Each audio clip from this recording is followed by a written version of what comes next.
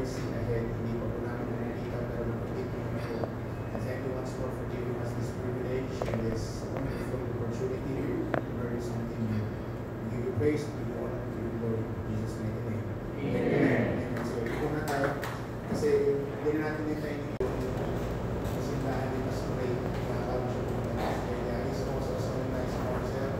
Kami gusto nyo pasakal. Yes, kami pakasal. He's the graduate of PNP Academy 1988. So, he's a graduate instructor for the Youth Development course for the U.S. Department of Justice. Hindi basta-basta po parang saludo tayo sa lahat ng mga bumbero sumasaludo ko dito. He's a graduate of arts in ministry from the Philippine Baptist Theological Seminary. He also has an MBA degree in St. Francis of Assisi. He's the former Chief Directorial Staff of the National Headquarters for BFP, Bureau of Fire Protection. He's the former Regional Director of Region 11, former Director of National Fire Training Institute, so the former Director of Southern Fire District Command. He's a graduate of Collapse Structural Research and Rescue, so hindi ito lang yung first aid, hindi introduction natin sa kanya. First aid, si Pastor Morris will be tutulungan tayo. In case of emergencies, earthquakes, Pastor Morris will be teaching us as well. Pero schedule na naman natin ngayon kung sa mga time. Because tinatapat sa mukha, tutulungan tayo namin ni Pastor Morris. And right after this one, magtitirill tayo doon sa unahan sa may KFC. Pinaka-standby ng bumbero. Pinala kayo mga sabon. Pinaka-standby ng bumbero na yan. Barbecue.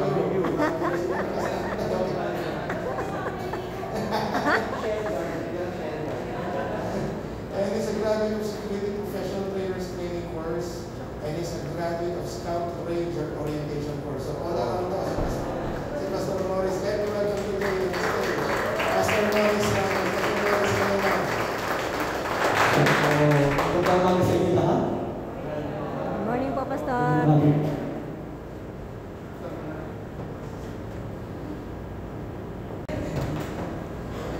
So, sa umagang ito, dagdagan ko lang yung pagpapakilala kay Pastor Ria. Definitely, meron ako isang kasama lang.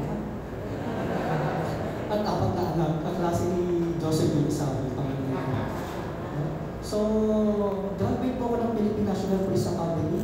Ako lang po yung nag-iisang fire na nag-volunteer. Nakakaklase ko po police. And later on, may nag-volunteer na isa, BGMP. So, sa umagang ito, na-lecture tayo. Actually, tawag namin dito ay Fire Awareness Program Seminar, PAPS. Kung babalikan po natin, way back 1990s, no? Meron isang Pilipina na na-awardan ng Canadian government. Bakit? Kasi umattend siya sa amin sa ganitong seminar. No? Na-rescue niya yung dalawang inaalagaan niyang mga bata. Because of what? Nagkaroon siya ng awareness, ng orientation pagdating sa fire. Nung magkasunog yung bahay, alam niya kung ano yung dapat na gawin. So, I believe na pagtapos natin ito, alam niyo na yung dapat yung gawin. Just in case na magkaroon ng sunog. So, mag-umpisa na po tayo. So, sabi ko nga, basic information about fire safety sa bahay at sa opisina. Next slide, simple tayo. So, marami po talagang buhay ang nawala. Bakit kaya? Kasi yung iba, walang pakialam, walang malasakit, no? At yung iba, kakulangan talaga sa kaalaman pagdating kung paano apulahin o patayin yung apoy. No? Yung iba, for compliance na, kaya umattend ng mga ganitong seminar. No? Ayaw talaga matuto. Kaya lang umattend siguro kasi may merienda masarap. Ang sabi niya. No? Ayaw, hindi naman sa ganito. Sige, next slide po.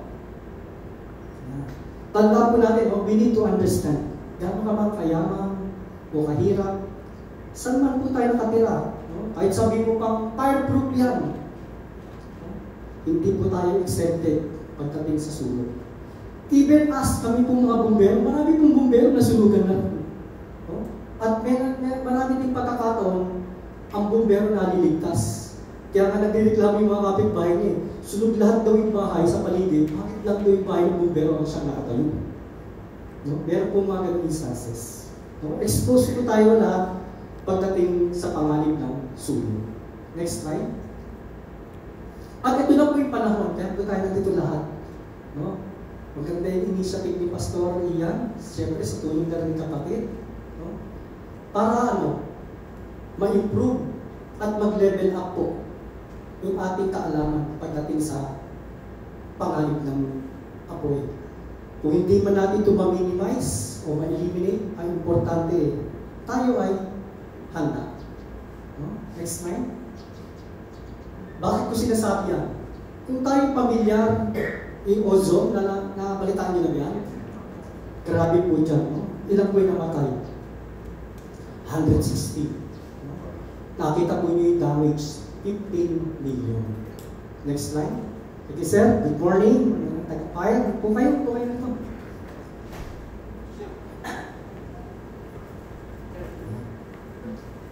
Kung nabalitaan nyo rin yung nangyari sa Paco Settlement House, ang dami rin po namatay dyan. Ilan po yung bata? 22. No? Sayang itong mga kabataan ito. Dapat sana, baka isa sa kanila din, naging pastor na rin. O naging lingkod na rin ng Diyos.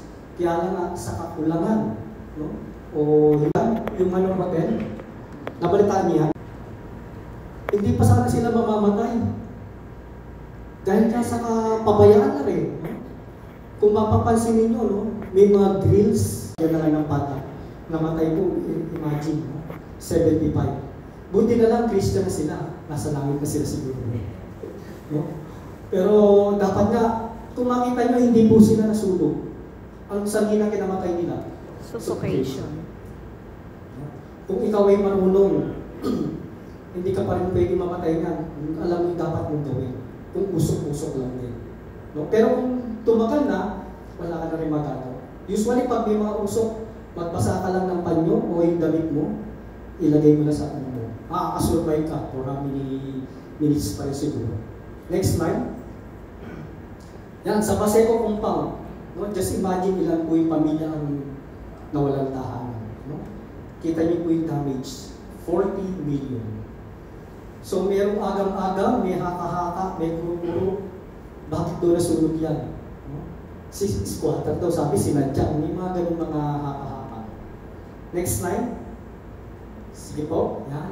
Yan po yung sa Kentex. Kung pamilyar din po kayo dyan. No? Ang dami rin namatay. No? Just imagine. Sayang na buhay. Na dapat sana, hanggang ngayon hindi pa sila patay. Next slide. Ayan, yan po yung sa Davao. Kung pamilyar din po kayo dyan. Buti na lang nga po, hindi na ako director dyan. Naibaba na ako dito sa mail nila. Kung hindi, kasama pa ako sa may kaso. So, next slide. Ayan. Bakit ko sinasabing lahat ng to? Kaya po ang aming kagawaran, meron po kaming tinatawag na Republic Act 9514, otherwise known as the Fire Code of the Philippines. For what purpose? Next slide. Kung titignan po natin sa section yan, Rule 6, Division 2, meron po organization o fire brigade, which is alam ni kapatid din na. At dahil meron ganyan, sige po, next slide, dapat magbuo na kayo ng organization niyo. At pag kayo nabuo na, next slide, ito na yung susunod yung gagawin. Lahat po ng members, no, kailangan mag-undergo ng training na sinasabi. Sang-ayon po sa batas niya. No? Next slide. Ano ba ibig sabihin ng fire? Tanongin natin yung mga bumbero dito. No, sir, ano ibig sabihin ng fire? Basahin mo na lang.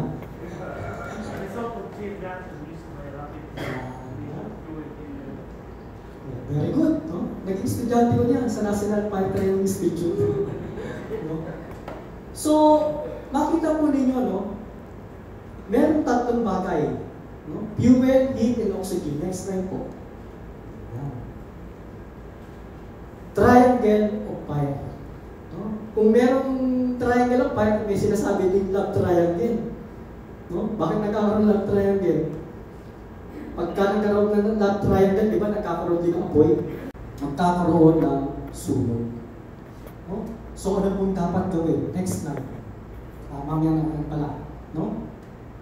If you would notice, ang oxygen ng tao kailangan ay 21% lang.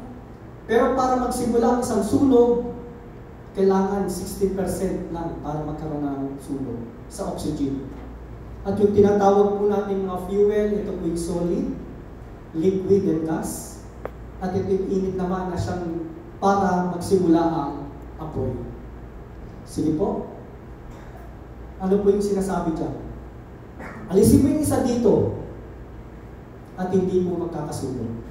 At kung meron mang nag-apoy na, alisin mo rin yung isa, mamamatay yung apoy.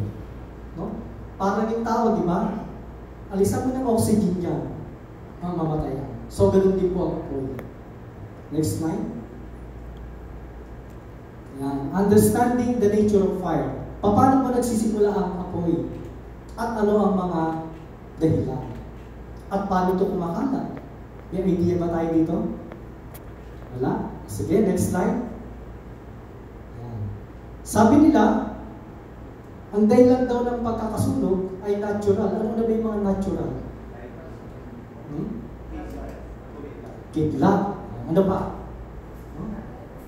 So, makakasagot, pabibigyan ko ng 1,000 kay Pastor Ian. Tama si Sir, no? Kidlat, ano pa? What? Natural ay, natural. Pwede rin. Usually, yung mga volcanic, di ba, may apoy yun? Okay, meteor. Yan yung mga natural fire. No? Accidental. Paano natin nasasabi accidental? No? Naiwan. No? Isa may talagang kapabayaan o sinasabing carelessness. Kaya nagkakaroon ng accidental. Wala naman siguro naninigarilyo dito. No? May mga bumbero natin sa likod, naninigarilyo ba? Yan. No? No? Kaya nagkakaroon ng aksidente. Usually pati yung mga electric pan, ang kadalasan namin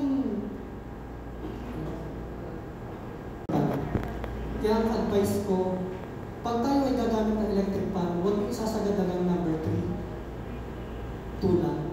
Mag 3 kayo pero mga 1 or 2 hours ibalik mo sa 3. Sa 2. Para yung motor niya hindi masyadong magpigil at huwag yung papabayaan. No? Ano naman yung tinatawag nating arson? Yan. Kung ang inyong bahay o inyong property ay naka-insure, alam niyo na, yun ay arson. No? Kaya sinusunod. Paano ito kumakalat?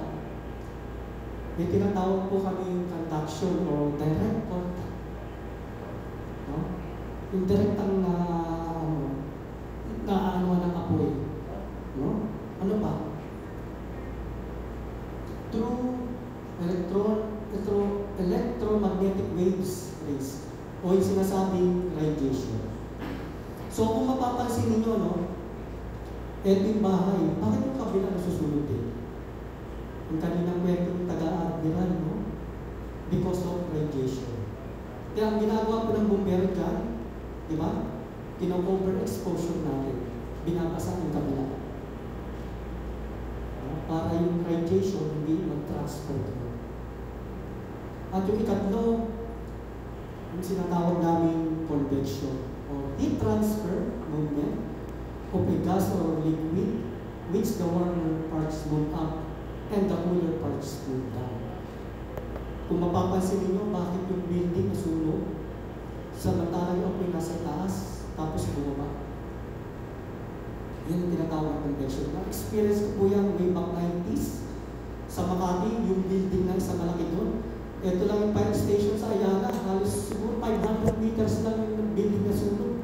Sa taas ng building, nasunog lahat yung building. Because of ito, convection. Nasusundan po ba ninyo? Yes, sir. Hindi ba ako mabilis? Ito yung tinatawag natin line of defense. Number 1 is prevention, ikalawa yung protection, at yung tatlo ay suppression. Kung sa medical term, may tinatawag tayong prevention is better than cures. Sa bumbero, ganun din. Paano natin mape-prevent? Definitely,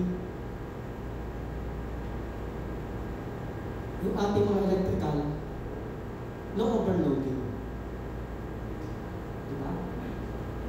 No DC chaining. Ano ibig sabihin mo? Meron yung dikit-dikit na, no? Maraming isang wire tapos ang dami nakasaksak. Tawag namin dyan, DC chaining. No? Yan. Ano pa? Ginagawa niyo ba yan? Do you regularly check your electrical installation? Hindi. Gawin niyo yan para ma-prevent ang sunog. No? O yung tinatawag natin, baka mamaya, uso pa ba yung mga fuse dito? Hindi na, no? Circuit breaker na yan, no? So, hanggat maaari, kung ano, pag nakita nyo ano na rin, worn out, palitan nyo na rin. Yan. Siguro naman, housekeeping, ginagawa nyo rin na. No? Lalo-lalo na kung ang bahay ay napapaligiran ng mga puno, lagi kayo magwalis. Mga alulod, no? Baka may mga dahon na tuyo na, no? Pag hindi nyo nagawa yun, baka mamaya mayroong magsisiga dyan. Tapos, lipar ng hangin, pumunta doon sa bahay ninyo na may puno-puno ng dahon ng alulod, pwede magsimula ng sunog yun. Yan. Yung mga mahilig mag-stock ng mga gasolina. No? Kasi tumataas na yung presyo ng gasolina. Meron ba gano'n dito? Wala. No? Ingatan natin, huwag tayo mag-stock ng mga gasolina or thinner o kung pati pintura, ilagay nyo na lang sa labas yan. Kasi mga flammable na. Ito po yung pinaka-importante. Gumagamit pa po ba tayo ng LPG? O induction na tayo karamihan? LPG. Pag may alam, pagpasok nyo ng bahay at alam ninyong may naamoy kayong ganyan, huwag nyo muna i-switch yung inyong ilaw. May bumbero po kami na biktima niya. Kapitan pa, no? Nasunog siya, naamoy ganyan. Pero kasi na, hindi niya alam, no? Siguro kakamadali, nagbukas siya, nagsilab yung kanyang muna. So, pagka ganyan po, ingatan natin, no? Pero pinaka-the best po dyan, yung LPG natin, lagi natin sara. No? Huwag natin iiwan yung nakabukas. So, yan po. Para pag may naamoy kayo, buksan yung pintuan nyo, pati mga bintana, para lumabas yung amoy ng LPG. So, tsaka kayo magbukas ng ilaw. O sige sir, may question na kayo.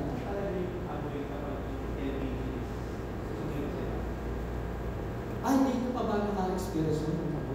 Usually ang amoy nung parang mabaho siya eh. May amoy talaga. Dinesign talaga yun para malaman ng tao o yung may-ari kung may singaw yung kanyang LPG. No? May septic tank daw sa kanila. So ngayon, pagka alam ng may naamoy na kayo, patayin nyo yung pinaka-main bulb. Kung kayo ay may sabon, i-ano nyo ng foam, tignan nyo kung saan yung sumisingaw. No? Baka mamaya sa hose pala or yung mismong tangke, baka may singaw na. No? So, dapat nyo na yun. Yan. Anong dapat natin gawin para sa protection natin? Yan. See to it, no? Kung kayo ay nandito, meron ba itong mga heat and smoke detector? Pastor? Meron ba? Wala. Protection po natin yan. No? Ano pa? May mga fire alarm ba to? Ito wala. So, kulang tayo sa protection. No? Ano pa? Yan. Sprinkler. Meron ba to? Wala rin? No? O, fire. Take note ha. Inspection nyo to. Parang violation. May firehouse cabinet ba ito? Ayun. Ito in fairness, nakakoy pinagpunta ko yung perpetual, yung SM, 50,000. Kasi may penalty ng administrative fine. Kung alam niyo ba yun? Way back 2000 ito. Yung ako yun. So, kasi maraming violation. Pag hindi siya nag-comply, kami as commander, ina-administrative fine namin, pinagbabayad namin sila, 50 kami. Ewan ko lang kung may tutuloy pa rin. So, para sa ating pang mga proteksyon, kailangan natin na yan, para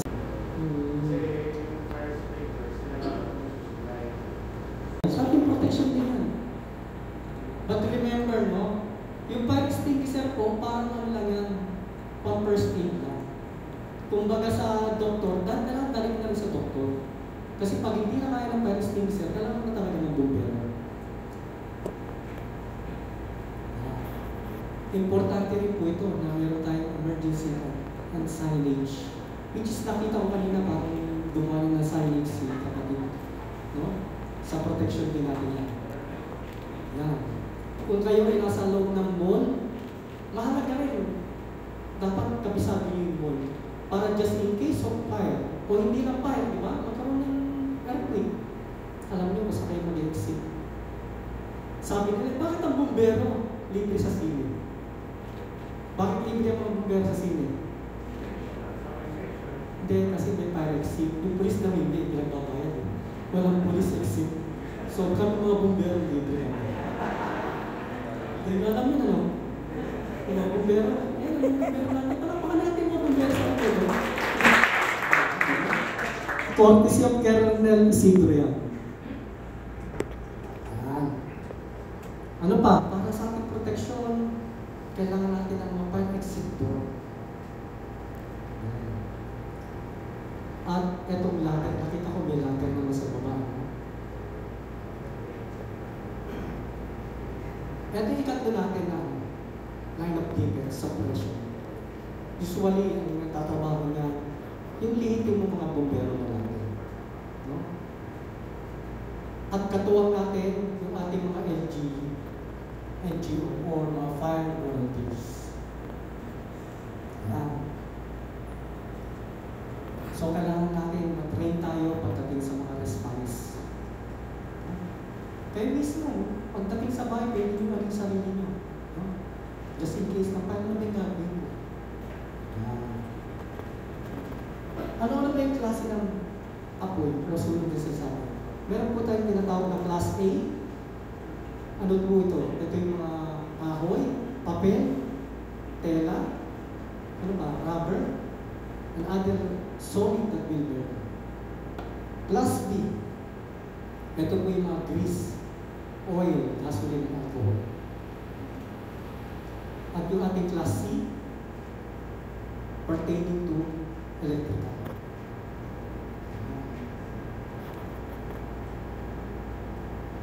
Ito po naman yung klase ng ating mga fire extinguisher. A-triple-F. Ano po ba yung A-triple-F? Yung ating mga bumbero. Ano yung A-triple-F, sir? Aqueous Fill Forming Foam.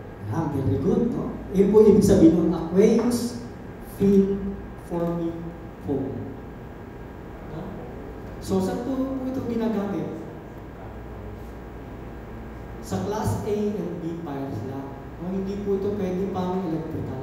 No? Ito naman po yung tinatawag na dry-chem. Ito po yung pang ABC. Yan. Sa lahat pwede siya gamitin. ABC. Ito naman po yung HCFC. Yan. Ano po yung ating HCFC. O si Sir. Very good, no? Hydrochlorofluorocarbon. No? Pang ABC rin po yan. Ito yun. Ito yung mahal. No? Parang 5,000 yata ito. O 7? O 5.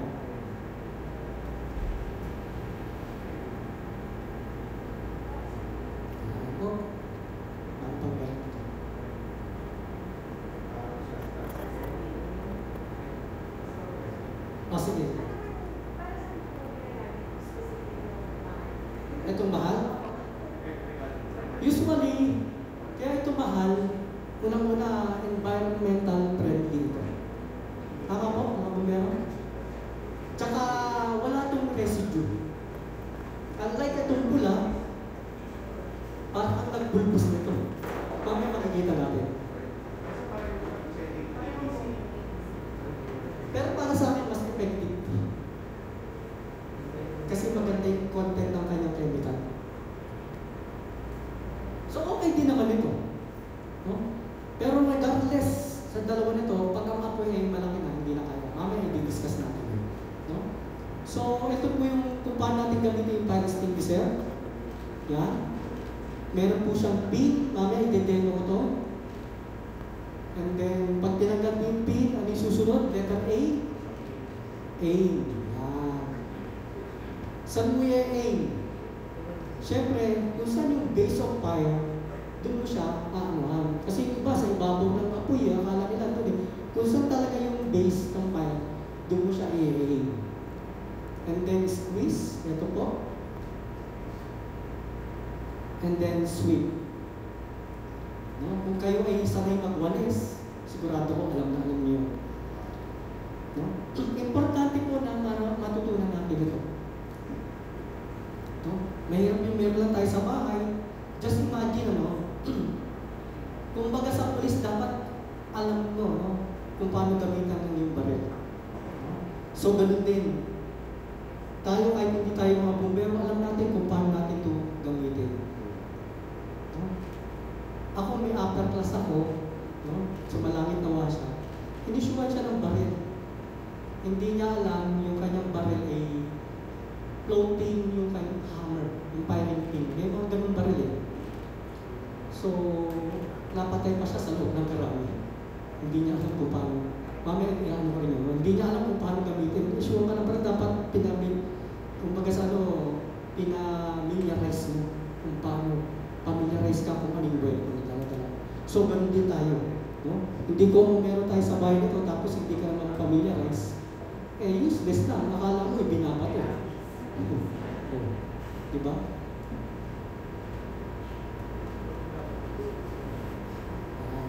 Ano ba yung rules natin for fighting fires? Ano po sabi dyan? Kapag maliit pala, na alam mo kaya mo i-contain, pwede mo siyang labanan, sabi nga. At kung ang iyong kinalalagyan ay safe, no, from toxic smoke, pwede rin. At yung pwesto mo, yung alam mo madali ka makakalabas, just in case na hindi mo na talaga siya makapula, doon mo labanan. Baka mamaya ay wala ka na parang lalabasan. At ito pa yung pinaka-importante. Sinasabi ng instinct mo, okay. Baka mamaya puro lakas ka lang ng loob.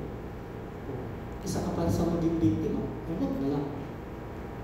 Ito po yung sinasabi ko, pamilyar ka ba sa ginagamit mong fire extinguisher? Baka mamaya, yung electrical, ang gamit mo yung isa lang. Na yung unang pinakita ko, yung pang A and B lang. Hindi ka pamilyar. No? At kumpiyansa ka ba sa natutunan mong training? No?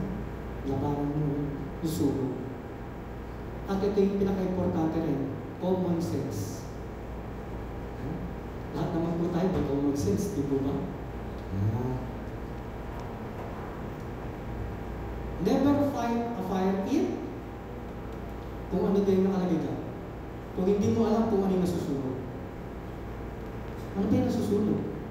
Baka mamaya, yung content pala yan ay puro, alam niyo na, alcohol or thinner, kagaya ng sunod namin sa CAA. No? Way back 90 siguro. Buti na lang may mga firewall yung nandoon. Pero sunod lahat kasi puro tambakan pala ng thinner. No? Huwag yung labanan ng apoy o sunog kung mabilis kumakalat yung apoy. No? At kung wala kang sapat na equipment. Baka mamaya isa lang yung fire extinguisher. So, importante po talaga, marami rin tayong karga na fire extinguisher.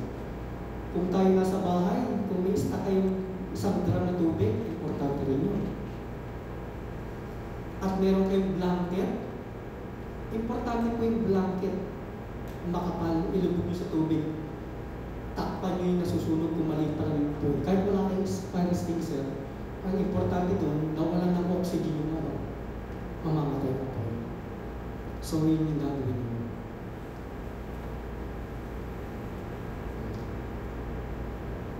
Ito, pabibigyan mo ng 1,000 kay Pastor Ian. Sino nakakalam ng telephone number ng fire station? Yung pinakamalapit sa Manuela. Bibilang ako 1 to 5. 1, 2, 3, 4, 5. Pastor Ian, ligtas na naman yung 1,000 mo. Huh? Iyan po ang problema. Kaya lumalaki ang apoy. Kasi kita nyo, hindi nyo alam kung ano yung telephone number.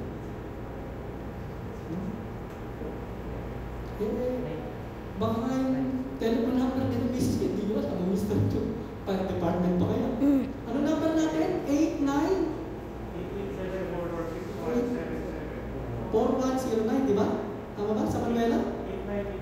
89-84-82-4109. Dapat kapisado natin yun. Kaya di ba sasabi, bakit wala pang bumbero? May tumawag na ba tayo din ang may kasalanan. Hindi natin alam eh. Pero mamaya po ipa-plus ko yung mga telephone number niyo. No? At kung kayo naman po ay tatawag, definitely, sabihin yung pangalan.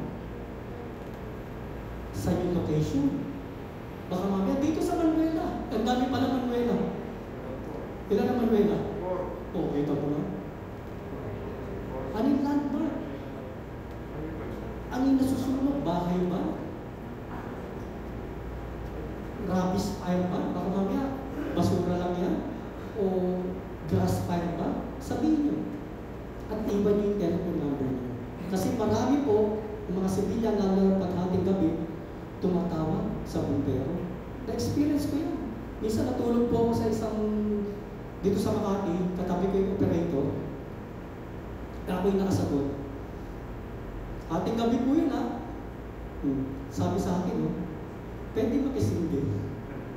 Imagine nyo, naloloko lang pala, makikisindi daw. Pero pa ako agad ng telepono. So, ano po yung nakalagay ng note dyan? Call the nearest fire department. Ang pinakamalapit po dito yung number. Baka mamaya tawagan nyo, kakalookan. Kasi hindi nyo alam yung number. So, ngayon pa lang, alam niyo kung ano yung telephone number ng Manuela Fire Station. Kaintindihan po? Yes, sir. Para hindi nalalaki po. Kung saan man po kayo nakatirang lugar, mga taga-Cavite, alam niyo kung ano yung telephone number to. Yung pinakamalapit. Baka mamaya dito kayo tumawag sa Manuela, hindi tatakbo yung Manuela sa Cavite kayo nakatira. No? Mayroon din sa centralized, minsan ang hirap makapasok. Sa dami ng nagdadaya. Tsaka pagka doon kayo sa centralized, sabi nga natin, prevention, importante, awareness. Yan, medyo nakakaroon na kayo ng awareness. Detection, importante na maaga natin ma-detect. Lalo na kung maliit pa lang, para maapula agad yung apo. Response, dapat quick and efficient. At ang pinakahuli natin, evacuation.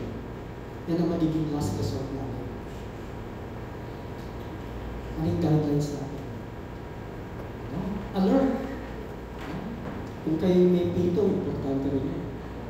Pero kung malakas ang boses nyo, kagaya ng mga pastor, lalakas boses nyo. Pero sabi nila, mas malakas na yung boses ng mga misis.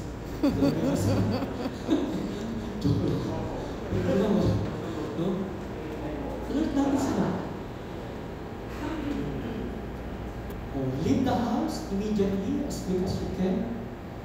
Isarado natin yung pinto, pero huwag natin ilala. Bakit isinasara yung pinto?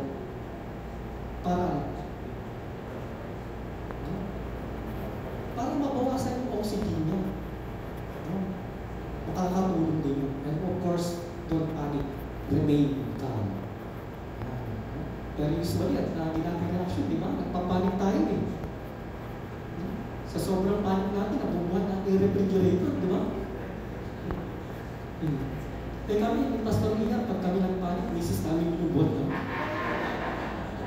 Siyempre, yun naman na namin liligtas. Yan. Ano sabi ng Corinthians? Ang gawa ng bawat isa ay mahahayag. Sapagkat ang araw ang magsasaysay. Sapagkat sa pamamagitan ng apoy, inahayag. At ang apoy rin ang susubok sa gawa ng bawat isa kung ano yun. May biblical verse pa tayo, no? Ito yung ng Manuela Power Station. Parang hindi na lumabas yung ako. Picture na lang po ninyo.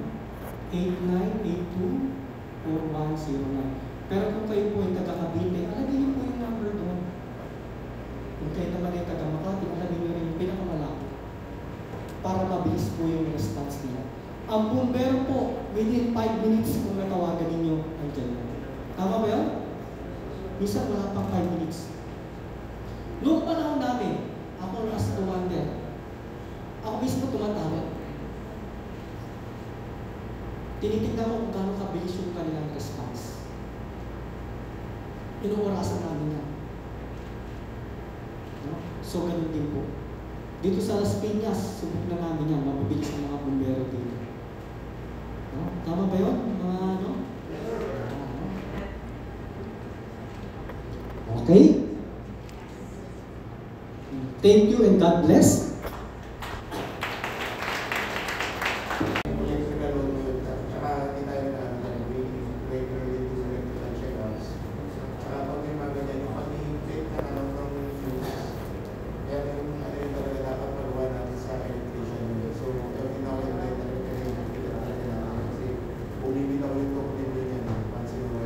Safety program. It takes a month to put into practice. And also, it takes a year to win a safety award. And it takes a lifetime to make or to produce a safe worker. And with that, good morning sa inyo lahat, and may God bless us all.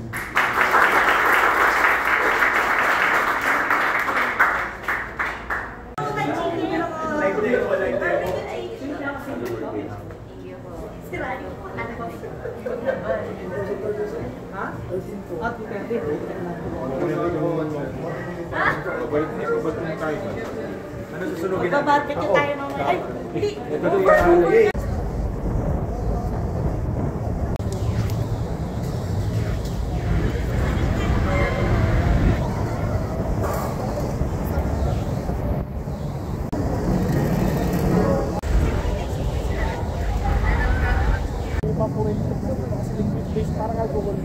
Pag ginagdirap mo sa kamay, nakita yung ang ito talaga, namin ito. Tsaka sa mga may sa mga ganito, pagka gagamit nato, inihila itong pin ha. Tapos sabi nga natin sa base of fire, tandaan natin dito nilalaro gano'n ha. Talagang base of fire at tulog lang ha. Mamaya iyan natin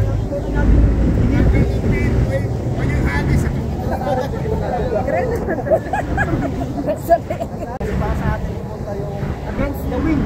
Dapat ano tayo? Upwind po ang tawag natin. Opposite side.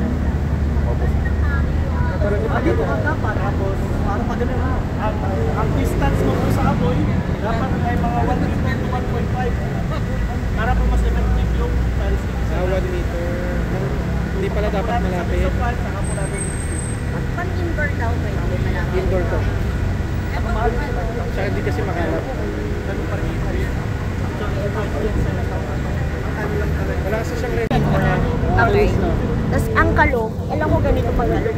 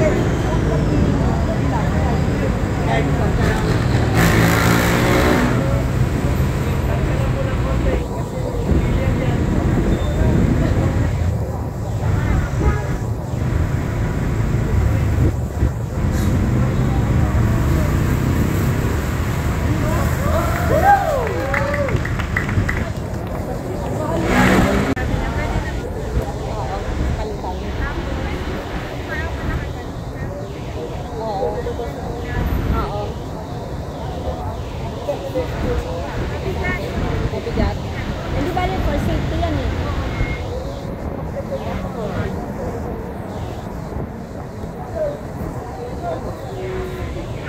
Sir, yung sa likod, sir, pampahigpit yon. Opo.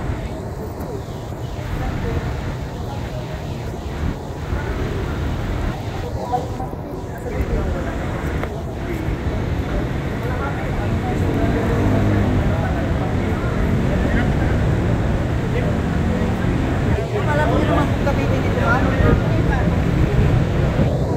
Right handed o left handed. Ito po ang hawak natin sa ilalim, then pas, di ba tatandaan natin yung salitang pas? Ito ang hawak ma'am. Full kapit, aim the nozzle, the big simplifier, then space the level. Doon, then oo ma'am, hawak mo muna. Paano nagkaragat ng luma?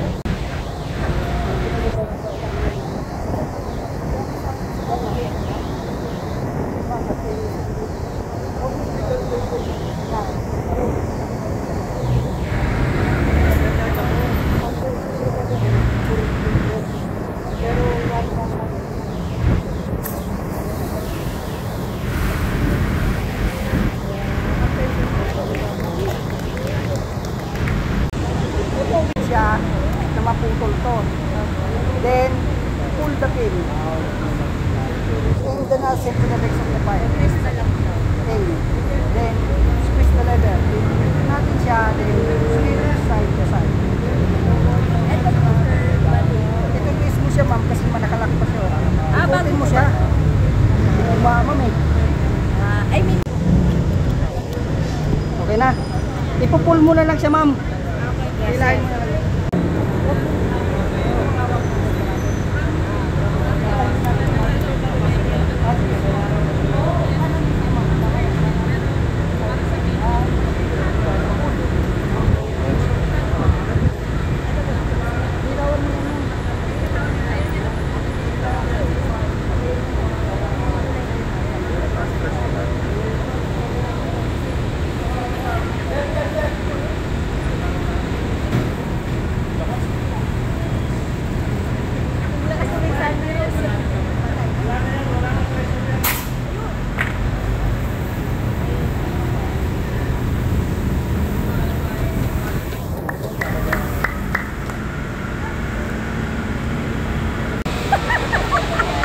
Galing laki.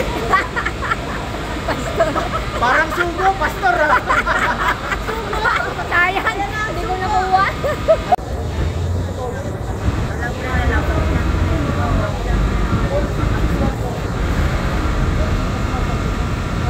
Siguro naman yung alambre pag inikot, matatanggal ka agad.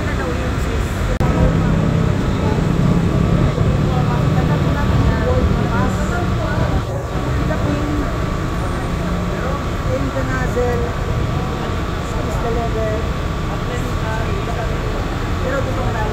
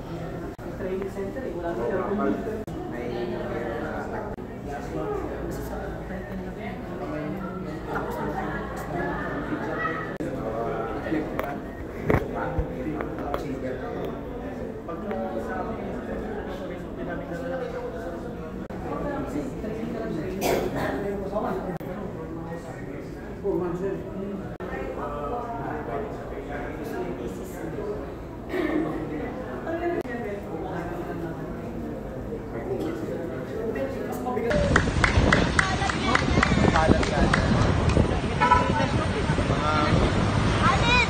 Baka puputi ka sa tao!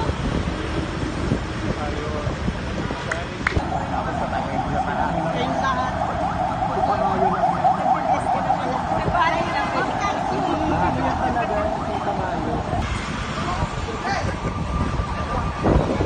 Ate Jo, kalbuhin mo! Yung apoy! Yung apoy! Yung apoy! Ay, apoy! Apoy!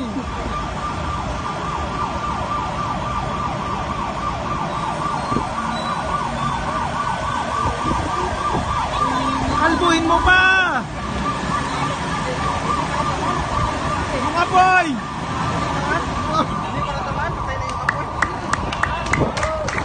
Gusto mo kita?